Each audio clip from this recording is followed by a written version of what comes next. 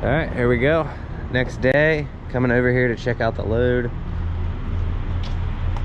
We did get 3. Looks like our ramp still made it over there. This is not where I parked last night, and I'll get to that here in a moment. But Jeep is hanging over a little bit. Got the flip outs. Those flip outs are nice. They saved my ass on this trip.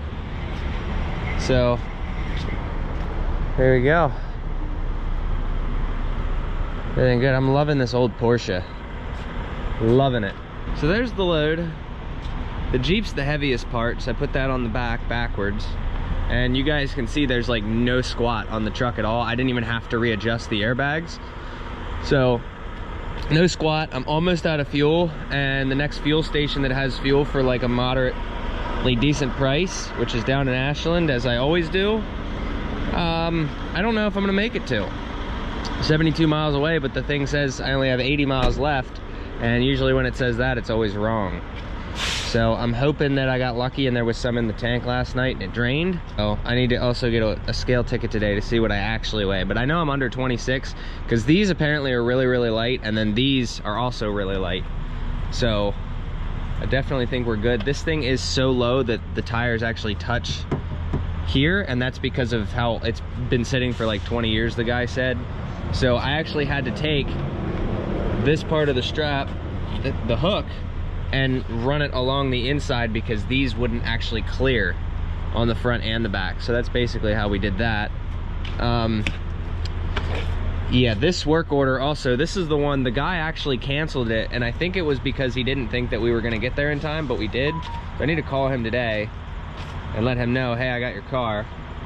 So if not, the guy should message me. But yeah, the guy that I picked this up from, he was super excited to get it out of there. Let's get moving. Now, 2 things.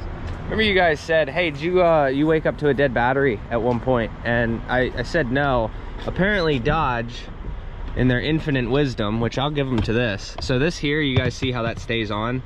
Apparently with the key off, this actually will turn off. Just like if you leave your headlights on, this will actually turn off after so much time, which is kind of cool. So I was using it last night to be able to see just this light on, and you could actually see a little bit, and it wasn't overpowering. So I'm also going to get the sunshades back on, which I drive with these things on. A couple of you guys said why tint and why as dark as possible, and that's just because that's just how I do it. I'm used to having these sunshades and yeah, like blocking out the back windows, so I'd rather them just be black and then not have to deal with those shades. So aside from that, I want to go over a couple of things. Damn DOT officer knocking on my window in the morning, like I'm trying to sleep, and you wonder why some of these truck drivers get in accidents and shit, and it's like, I don't know, it was super early this morning, and DOT officer, dude, he knocked hard, and he's like, you can't park here. And I'm like, well, everybody else is parked here. There was guys behind me. Basically the weigh station, once you get down into Virginia, you pull through the weigh station, and then there's a rest area after it, and obviously there's nowhere to park, and everybody's parked on the shoulder. You kind of have to, but there's so much room. And it's like, yeah, wake up a guy in the middle of sleeping, and it's like, you know, if you're the type of DOT officer that does that and that person gets in an accident, I hate to say it, but it's most likely your fault for waking them up out of their 10-hour that you tell us we have to do. So I had to move my truck halfway through my 10 hours off. I think I was into my 10 like 4 hours. So it's like, I don't know, some of these DOT officers don't make sense to me. You want safety, but at the same time, it's like, you're gonna wake people up in the middle of their sleep, so whatever. Aside from that, I'm gonna go brush my teeth, get some things ready, put my sunshades in, and let's get the hell moving. Well, bad news with this load. It's a little heavier than I thought, but looks like we are not putting any fuel in the aux tank. I know that. No fuel is going in the aux tank. Oh, look at that, we caught one. That strap I need to redo. Sweet. I need to go through and check all these straps. Good thing I stopped and checked it. That's tight though, that's weird. Oh well, get that tight quick. All right, we got her tight. I can't even get one more on that, so that's good. And then this one here, yeah, I already got that one tight, so cool. Let's get this thing going. and yeah, go pay for our fuel and get out of here. All right, you guys love to see it, and it happened. Got our first breakdown on the trip, and it wasn't the truck. Damn it. There's a nail in it. I know where it's at, so I'm gonna try to get it and see if we can't save it. And then I'm gonna order 2 more tires. So that sucks, but whatever. All right, under the trailer now, I got both jacks under it for supports, and I'm gonna pull that tire off, see if I can't plug it.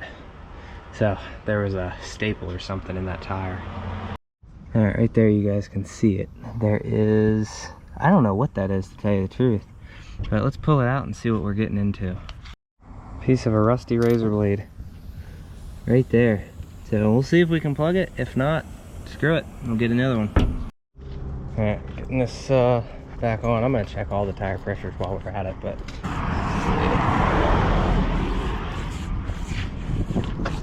this isn't exactly like the worst spot in the world to break down, but not the best either. If you guys don't have one of these, get one, because like these things are a lifesaver. Now you will go through a couple of batteries when they're like empty, you know, it takes a little bit of time to fill it. You gotta give it a couple tries, but if you're just topping shit off, this thing will do it just fine. All right, deed is done. I got the tire plugged. I'm gonna have 2 on order for when I get home, and I have a spare in case that one blows out. But you know, now I gotta start playing around with the maps, figuring out my route. We got about 12 hours till drop, so we obviously won't be dropping today, but I can drive in 9 more hours. So, all right, we're getting pulled. Josh, I gotta go. He Virginia. All right, have fun. Goodbye. Let's see what this happens. Oh man. Ugh.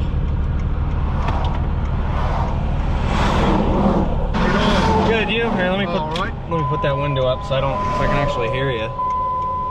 All right. See your driver's license and truck registration, please. All right. Thank you. And you have you got your paperwork for the cars? Yes, I do. Picked up all 3 yesterday. Okay. At the yeah, somewhere in PA. One was hell, what was the one? Hanover was the one. Yeah, these roadside inspections.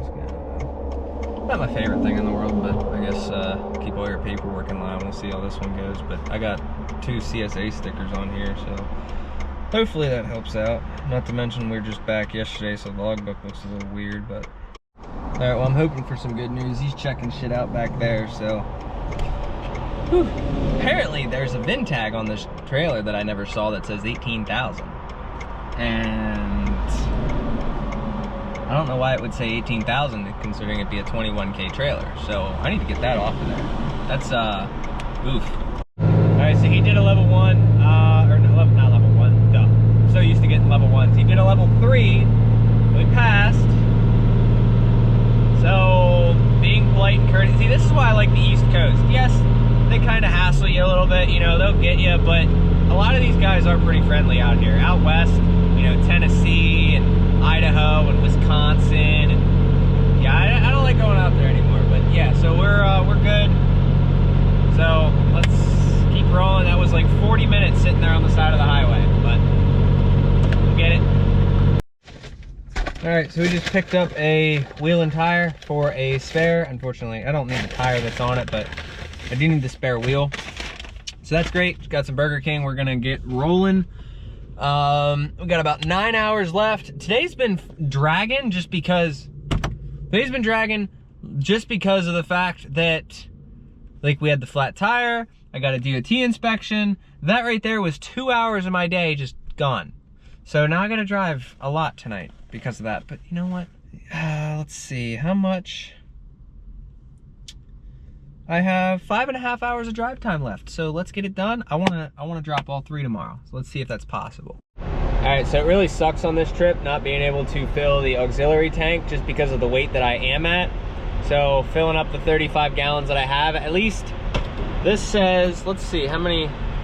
So I got 313 miles out of a full tank. Well, down to a quarter tank. So I don't think that's too bad. The 4-wheel drive delete has done a number on the fuel economy. So not too bad. But let's get this thing full and we'll get out of here. Guys, I want to try this out with the up here, see how you guys can see me. And we have about an hour and 19 minutes of drive time left and clock time, so I'm trying to rush. But I got, we're in Georgia now. Wish I could see the mile marker, but I want to max out this clock as much as possible. I don't care if I got to stop on an on-ramp or something, but I'm absolutely trying to drop all 3 of these tomorrow. And the first one is the only one that needs to go to a dealership, so as long as we can get that first one dropped before the 5 o'clock hour, we can drop our second one, Miami area, and then we can head over to Naples. And then I'm gonna start talking to dispatch tomorrow about picking 3 up. We're heading home. So a lot of guys have asked the question on how I do, like how the pay works with the company I'm leased under. Basically, it's pretty much like most companies. I'll invoice like any work that I do this week up until Thursday, you get paid for next week. If you drop off Friday, it goes on the week after.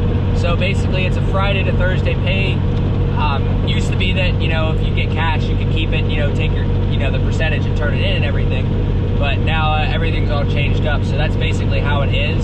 So the goal is I want to get all 3 of these dropped tomorrow, or well, actually today now. It's Thursday.